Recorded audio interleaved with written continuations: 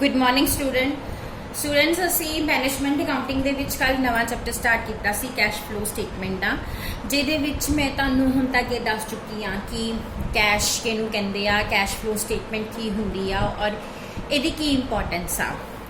ਅੱਜ ਅਸੀਂ ਕਰਾਂਗੇ ਕਲਾਸੀਫਿਕੇਸ਼ਨ ਆਫ ਕੈਸ਼ ਫਲੋਸ ਕਿ ਕੈਸ਼ ਫਲੋ ਨੂੰ ਅਸੀਂ ਕਿਹੜੀ ਬੇਸਿਸ ਤੇ ਕਲਾਸੀਫਾਈ ਕਰ ਸਕਦੇ ਹਾਂ।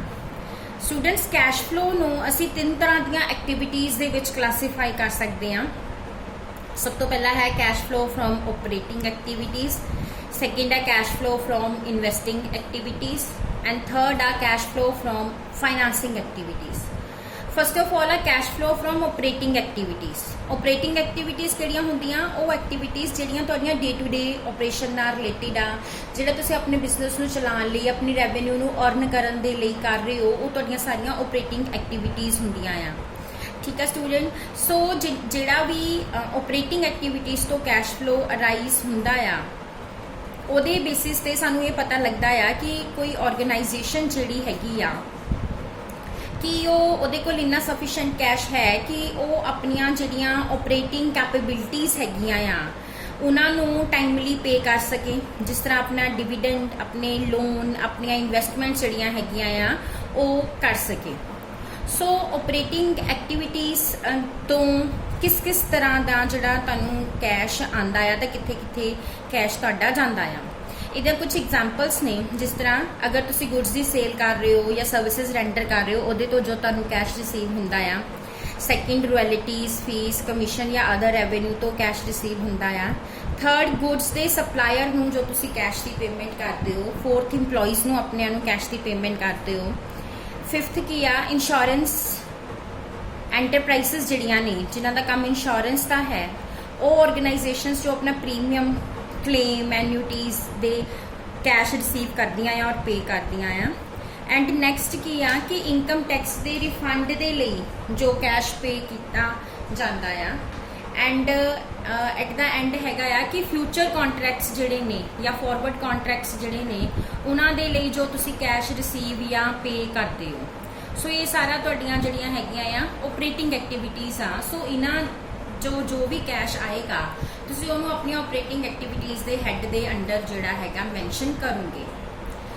ਸੈਕਿੰਡ ਵਨ, ਇਹਨਾਂ ਨੇ ਫਾਈਨਾਂਸ ਕੰਪਨੀਜ਼ ਦੀਆਂ ਆਪਰੇਟਿੰਗ ਐਕਟੀਵਿਟੀਜ਼ ਵੀ ਦੱਸੀਆਂ ਹੋਈਆਂ ਆ, ਜਿਹਨਾਂ ਦਾ ਕੰਮ ਫਾਈਨਾਂਸ ਦੇਣਾ ਆ। ਅਗਰ ਉਹ ਇੰਟਰਸਟ ਜਾਂ ਕਮਿਸ਼ਨ ਰਿਸੀਵ ਕਰ ਰਹੇ ਆ। ਨੈਕਸਟ ਆ ਕਿ ਲੋਨਸ ਦੀ ਰਿਕਵਰੀ ਤੋਂ ਜੋ ਰਿਸੀਪਟਸ ਹੋ ਰਹੀਆਂ ਨੇ, ਸਿਕਿਉਰਿਟੀਜ਼ ਦੀ ਸੇਲ ਤੋਂ ਜੋ ਰਿਸੀਪਟਸ ਹੋ ਰਹੀਆਂ ਨੇ, डिविडेंड रिसीव किया जा रहा है, लोन्स और डिपॉजिट्स से इंटरस्ट पे किया जा रहा है, इंप्लॉइज़ नूं पेमेंट्स की जा रही या सिक्योरिटी परचेज करने लई पेमेंट्स की जा रही हैं। ये सारियां तुहाडियां ऑपरेटिंग एक्टिविटी हैड दे अंडर ही आउणगियां। सैकेंड साडा हैड हुंदा आ इन्वेस्टिंग एक्टिविटीज़ दा। इन्वेस्टिंग एक्टिविटीज़ सारियां वो एक्टिविटीज़ ने जो तुहाडे एसेट्स दी एक्विजिशन, उहदी परचेज और उहदी डिस्पोज ऑफ, उहदी सेल दे नाल रिलेटेड हुंदियां आ। ਅਸੀਂ ਆਪਣੀ ਕੈਸ਼ ਫਲੋ ਸਟੇਟਮੈਂਟ ਦੇ ਵਿੱਚ ਇਨਵੈਸਟਿੰਗ ਐਕਟੀਵਿਟੀ ਨੂੰ ਸੈਪਰੇਟਲੀ ਸ਼ੋ ਕਰਦੇ ਹਾਂ ਤੇ ਉਹਨਾਂ ਚੋਂ ਆ ਰਿਹਾ cash inflow and cash outflow ਜਿਹੜਾ ਉਹਨੂੰ ਵੀ ਸੈਪਰੇਟਲੀ ਡਿਸਕਲੋਜ਼ ਕਰਦੇ ਹਾਂ। ਸੋ ਜਿਹੜੀਆਂ ਤੁਹਾਡੀਆਂ ਇਨਵੈਸਟਿੰਗ ਐਕਟੀਵਿਟੀਜ਼ ਆ ਉਹਨਾਂ ਦੀਆਂ ਕੀ ਐਗਜ਼ਾਮਪਲਸ ਆ। ਅਗਰ ਤੁਸੀਂ ਐਸੈਟਸ ਪਰਚੇਸ ਕੀਤੇ, ਉਹਦੇ ਲਈ ਕੈਸ਼ ਪੇ ਕੀਤਾ, ਠੀਕ ਆ, ਜਾਂ ਫਿਰ ਆਪਣੇ ਐਸੈਟਸ ਦੀ ਸੇਲ ਕੀਤੀ, ਉਹਦੇ ਤੋਂ ਤੁਹਾਨੂੰ ਕੈਸ਼ ਆਇਆ। ਸ਼ੇਅਰਸ, ਵਾਰੰਟਸ, ਡੈਟਸ, ਇੰਸਟਰੂਮੈਂਟਸ ਜਿਹੜੇ ਨੇ ਉਹਨਾਂ ਨੂੰ ਅਕਵਾਇਰ ਕਰਨ ਦੇ ਲਈ ਕੈਸ਼ ਪੇ ਕੀਤਾ ਆ। ਜਾਂ ਫਿਰ ਜੁਆਇੰਟ ਵੈਂਚਰ ਤੁਸੀਂ ਕਰ ਰਹੇ ਹੋ, ਉਹਦੇ ਵਿੱਚ ਆਪਣਾ ਪਾਰਟ ਦਿੱਤਾ ਆ, ਇਨਵੈਸਟ ਕੀਤਾ ਆ। ਆਪਣੇ ਸ਼ੇਅਰਸ, ਵਾਰੰਟਸ ਔਰ ਡੈਟ ਇੰਸਟਰੂਮੈਂਟਸ ਜਿਹੜੇ ਨੇ ਹੋਰ ਕੰਪਨੀਜ਼ ਦੇ, ਉਹਨਾਂ ਨੂੰ ਸੇਲ ਕਰਕੇ ਤੁਹਾਨੂੰ ਜੋ ਕੈਸ਼ ਮਿਲਿਆ ਆ। ਉਸ ਤੋਂ ਇਲਾਵਾ ਤੁਸੀਂ ਕੋਈ ਕੈਸ਼ ਲੋਨ ਦੇ ਤੌਰ ਤੇ ਦਿੱਤਾ ਆ ਕਿਸੇ ਥਰਡ ਪਾਰਟੀ ਨੂੰ, ਜਾਂ ਫਿਰ ਜਿਹੜਾ ਤੁਸੀਂ ਲੋਨ ਦਿੱਤਾ ਸੀ ਜਾਂ ਐਡਵਾਂਸਿਸ ਦਿੱਤੀਆਂ ਸੀ ਉਹਨਾਂ ਤੋਂ ਤੁਹਾਨੂੰ ਕੈਸ਼ ਵਾਪਸ ਆਇਆ ਆ। ਉਸ ਤੋਂ ਇਲਾਵਾ ਜਿਹੜੇ ਕੋਈ ਫਿਊਚਰ ਕੌਂਟਰੈਕਟਸ ਨੇ, ਫਾਰਵਰਡ ਕੌਂਟਰੈਕਟਸ ਨੇ, ਆਪਸ਼ਨ ਕੌਂਟਰੈਕਟਸ ਨੇ, ਸਵੈਪ ਕੌਂਟਰੈਕਟਸ ਨੇ, ਉਹਨਾਂ ਲਈ ਕੈਸ਼ ਪੇਮੈਂਟਸ ਕੀਤੀਆਂ ਆ। ਜਾਂ ਫਿਰ ਉਹ ਫਿਊਚਰ ਔਰ ਫਾਰਵਰਡ ਕੌਂਟਰੈਕਟਸ ਜਿਹੜੇ ਹੈਗੇ ਜਦੋਂ ਤੁਸੀਂ ਉਹਨਾਂ ਨੂੰ ਡਿਸਪੋਜ਼ ਆਫ ਕਰ ਦਿੱਤਾ, ਉਸ ਵੇਲੇ ਉਹਦੇ ਤੋਂ ਜੋ ਕੈਸ਼ ਰਿਸੀਵਸ ਆਈਆਂ ਆ, ਇਹ ਸਾਰੀਆਂ ਤੁਹਾਡੀਆਂ ਇਨਵੈਸਟਿੰਗ ਐਕਟੀਵਿਟੀ ਹੈਡ ਦੇ ਅੰਡਰ ਆਉਣਗੀਆਂ। ਥਰਡ ਕੈਟੇਗਰੀ ਆ cash flow from financing activities. ਹੁਣ ਫਾਈਨਾਂਸਿੰਗ ਐਕਟੀਵਿਟੀਜ਼ ਕਿਹੜੀਆਂ ਨੇ ਸਟੂਡੈਂਟਸ? ਜਿਹੜੀ ਤੁਹਾਡੀ ਬੈਲੈਂਸ ਸ਼ੀਟ ਦੀ ਲਾਇਬਿਲਿਟੀ ਸਾਈਡ ਹੁੰਦੀ ਆ ਨਾ ਉਹਦੀਆਂ ਸਾਰੀਆਂ ਐਕਟੀਵਿਟੀਜ਼ ਤੁਹਾਡੀਆਂ ਫਾਈਨਾਂਸਿੰਗ ਐਕਟੀਵਿਟੀਜ਼ ਹੁੰਦੀਆਂ ਆ। ਸੋ ਇਹ ਉਹ ਐਕਟੀਵਿਟੀਜ਼ ਹੁੰਦੀਆਂ ਆ ਜਿਨ੍ਹਾਂ ਦੇ ਨਾਲ ਓਨਰ ਦੀ ਜਿਹੜੀ ਕੈਪੀਟਲ ਹੈ ਉਹਦਾ ਸਾਈਜ਼ ਔਰ ਉਹਦੀ ਕੰਪੋਜੀਸ਼ਨ ਜਾਂ ਜਿਹੜੀ ਬੋਰਵਿੰਗਸ ਹੈ ਉਹਨਾਂ ਦਾ ਸਾਈਜ਼ ਔਰ ਉਹਦਾ ਕੰਪੋਜੀਸ਼ਨ ਚੇਂਜ ਹੁੰਦੀ ਆ ਤਾਂ ਉਹਨਾਂ ਐਕਟੀਵਿਟੀਜ਼ ਨੂੰ ਅਸੀਂ ਫਾਈਨਾਂਸਿੰਗ ਐਕਟੀਵਿਟੀਜ਼ ਕਹਿੰਦੇ ਆ। ਇਹਨਾਂ ਦੀਆਂ ਕੀ ਐਗਜ਼ਾਮਪਲਸ ਨੇ, ਸ਼ੇਅਰਸ ਇਸ਼ੂ ਕੀਤੇ ਜਾਂ ਕੋਈ ਸਿਮਿਲਰ ਟ੍ਰਾਂਜੈਕਸ਼ਨਸ ਕੀਤੀਆਂ ਤਾਂ ਉਹਦੀ ਕੈਸ਼ ਪ੍ਰੋਸੀਡਸ ਆਈ ਆ। ਡਿਵੈਂਚਰ ਇਸ਼ੂ ਕਰਨ ਤੇ ਲੋਨ, ਨੋਟਸ, ਬੌਂਡਸ ਤੇ ਜਿਹੜੀ ਕੈਸ਼ ਪ੍ਰੋਸੀਡਸ ਆਈਆਂ ਨੇ। ਐਂਡ ਉਸ ਤੋਂ ਇਲਾਵਾ ਜਿਹੜਾ ਤੁਸੀਂ ਬੋਰੋ ਕੀਤਾ ਸੀ ਫੰਡਸ ਜਾਂ ਡਿਵੈਂਚਰਸ ਕੀਤੇ ਸੀਗੇ ਉਹਨਾਂ ਨੂੰ ਜਦੋਂ ਰਿਡੰਪਸ਼ਨ ਕੀਤੀ ਆ, ਇਹ ਤੁਹਾਡੀਆਂ ਸਾਰੀਆਂ ਫਾਈਨਾਂਸਿੰਗ ਐਕਟੀਵਿਟੀਜ਼ ਆ। ਹੁਣ ਕੁਝ ਸਪੈਸ਼ਲ ਆਈਟਮਸ ਹੁੰਦੀਆਂ ਆ ਜਿਨ੍ਹਾਂ ਨੂੰ ਅਸੀਂ ਟ੍ਰੀਟ ਕਰਦੇ ਹਾਂ ਕੈਸ਼ ਫਲੋ ਸਟੇਟਮੈਂਟ ਦੇ ਵਿੱਚ, ਜਿਹਦੇ ਵਿੱਚ ਸਭ ਤੋਂ ਪਹਿਲਾਂ ਤੁਹਾਡੀਆਂ ਆਉਂਦੀਆਂ ਐਕਸਟਰਾ ਆਰਡੀਨਰੀ ਆਈਟਮਸ। ਜਿਹੜੀਆਂ ਤੁਹਾਡੀਆਂ ਐਕਸਟਰਾ ਆਰਡੀਨਰੀ ਆਈਟਮਸ ਆ ਉਹਨਾਂ ਤੋਂ ਜੋ ਵੀ ਕੈਸ਼ ਫਲੋ ਹੋ ਰਿਹਾ ਆ ਉਹਨੂੰ ਤੁਸੀਂ ਆਪਰੇਟਿੰਗ, ਇਨਵੈਸਟਿੰਗ ਔਰ ਫਾਈਨਾਂਸਿੰਗ ਇਹਨਾਂ ਤਿੰਨਾਂ ਹੈਡਸ ਦੇ ਵਿੱਚ ਕਿਸੇ ਵਿੱਚ ਵੀ ਕਲਾਸੀਫਾਈ ਕਰ ਲੈਣਾ ਜੋ ਐਪਰੋਪਰੀਏਟ ਲੱਗਦਾ ਆ। ਠੀਕ ਆ, ਇਹ ਤੁਸੀਂ ਡਿਸਾਈਡ ਕਰਨਾ ਆ ਉਹਨਾਂ ਦੀ ਨੇਚਰ ਦੇ ਬੇਸਿਸ ਤੇ, ਉਹਨਾਂ ਦਾ ਇਫੈਕਟ ਕੀ ਹੋਊਗਾ ਉਹਦੇ ਬੇਸਿਸ ਤੇ। ਸੋ ਇਹਨੂੰ ਉਸ ਹੈਡ ਦੇ ਅੰਡਰ ਤੁਸੀਂ ਡਿਸਕਲੋਜ਼ ਕਰਨਾ ਆ। ਉਸ ਤੋਂ ਬਾਅਦ ਇੰਟਰਸਟ ਐਂਡ ਡਿਵੀਡੈਂਡਸ ਆ। ਸਟੂਡੈਂਟਸ, ਅਗਰ ਤੁਸੀਂ ਇੰਟਰਸਟ ਔਰ ਡਿਵੀਡੈਂਡ ਰਿਸੀਵ ਕਰ ਰਹੇ ਹੋ ਤੇ ਉਹਨੂੰ ਤੁਸੀਂ ਇਨਵੈਸਟਿੰਗ ਐਕਟੀਵਿਟੀਜ਼ ਦੇ ਵਿੱਚ ਪਾਣਾ ਆ। ਅਗਰ ਤੁਸੀਂ ਇੰਟਰਸਟ ਔਰ ਡਿਵੀਡੈਂਡ ਪੇ ਕਰ ਰਹੇ ਹੋ ਤਾਂ ਉਹਨੂੰ ਤੁਸੀਂ ਫਾਈਨਾਂਸਿੰਗ ਐਕਟੀਵਿਟੀਜ਼ ਦੇ ਵਿੱਚ ਪਾਣਾ ਆ।